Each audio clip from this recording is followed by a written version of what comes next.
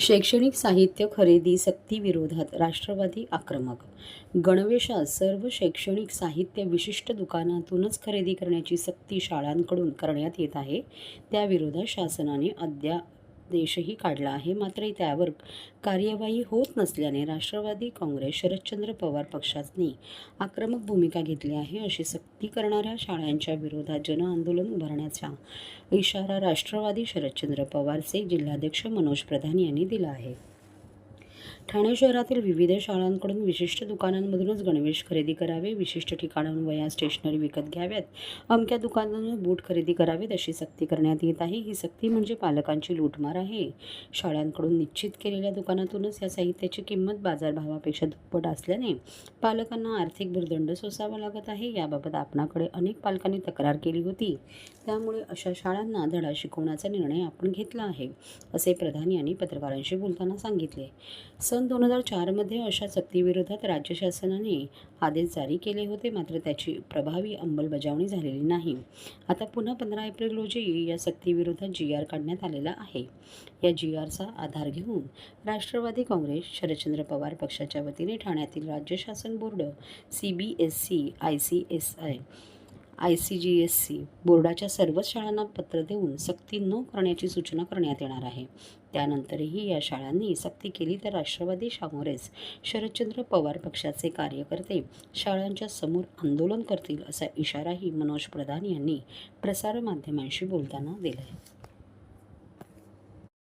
सांगण्यात आलेलं आहे की एकाच दुकानातून वही असतो, पुस्तक असो किंवा गणवेश हे खरेदी करू शकत नाही. परंतु आता काही दिवसांमध्ये आपण तर बघा शाळा पुन्हा सुरू होणार आहे आणि अशा पद्धतीने एकाच दुकानातून खरेदी करण्यासाठी पालकांना जबरदस्ती केली जाणार आहे. मी आज प्रथमच तुम्हाला सांगू इच्छितो की शासनाचं अभिनंदन करण्यासाठी मी आज या ठिकाणी आलेलो आहे. 15 एप्रिलला एक नवीन GR ह्या महाराष्ट्र शासनाने काढला. खरं तर 13 ऑक्टोबर 2004ला गव्हर्नमेंटने एक GR काढलेला. त्या GR मध्ये ते असं म्हणतात की कुठल्याही शाळा अमुक बूट एका ठिकाणी, अमुक पुस्तकं ह्या दुकानातनं, गणवेश ह्या दुकानातनं, असं कुठेही कंपल्शन करू शकत नाही. पण 22 वर्ष याची कधी अंमलबजावणी झालीच नाही. वारंवार कार्यालयात बसलं असताना पालक यायचे आणि कंटिन्युअस आमच्याकडे कंप्लेंट्स व्हायच्या की साहेब ते ह्या दुकानातनं घ्यायला सांगतात, तिथे दुप्पट किंमत घेतात, लाईनीत उभं राहायला लागतं, सेम गणवेश बाजूच्या दुकानात मिळत असतानाही आम्हाला तिकडनं आम्ही घेऊ शकत नाही. म्हणजे ह्याच्यात लोकांचा टाइम जात होता पालकांचा आणि पैसे दुप्पट जात होते. तर आता शासनाने हा नवीन GR 15 तारखेला काढलाय.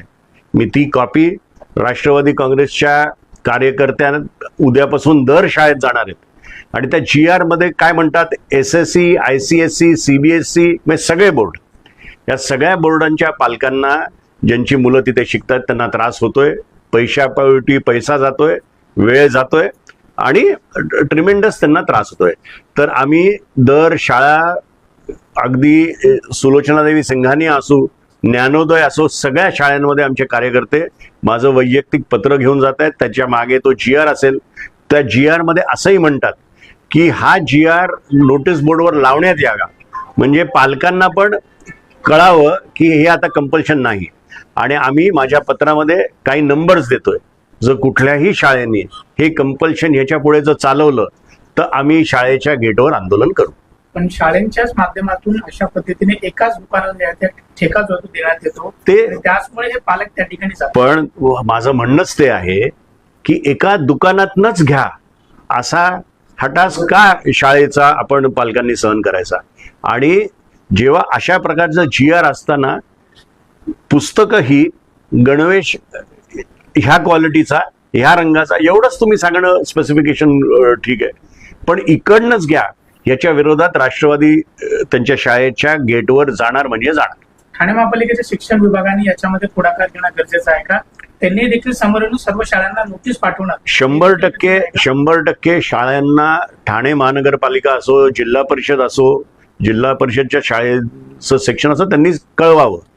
ते कळवतील न कळवतील त्याची वाट मी न बघता मी तो GR आणि माझं पत्र आज दुपारनंतर आणि उद्यापासून तर सगळ्या शाळेत पोचेलच आणि ते त्या नोटीस बोर्डवर लावतील याची पण शाश्वती आम्ही घेऊ.